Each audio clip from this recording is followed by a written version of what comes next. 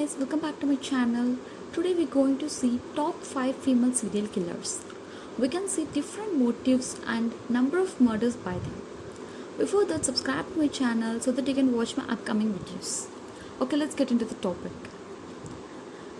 The first case we're going to see is the case of Gottfried. In this case, the motive is to enjoy the pleasure after completing her killing tasks which given to her by herself.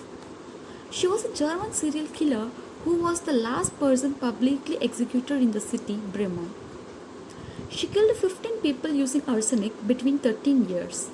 For this pleasure, she killed her own parents, her 2 husbands, her fiancé and her children.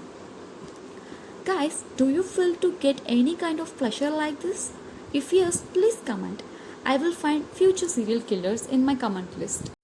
Now we're going to the second case, the case of Nanny Dawes. She known in other names like the Jolly Black Widow, the Lonely Hearts Killer and etc. She was an American serial killer responsible for the deaths of 11 people between 24 years.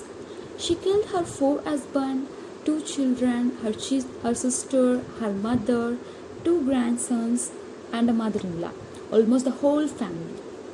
She used to kill these people with rat poison.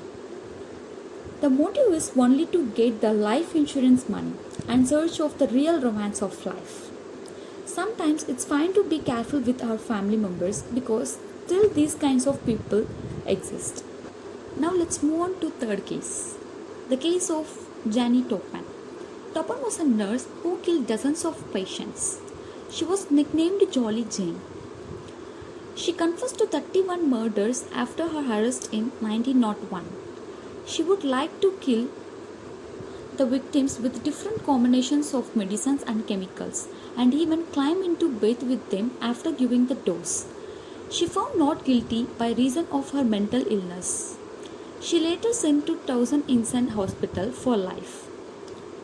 Guys, just think, what if this kind of nurse you had in your hospital?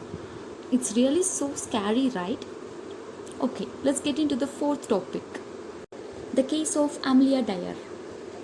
She is among history's most prolific serial killer.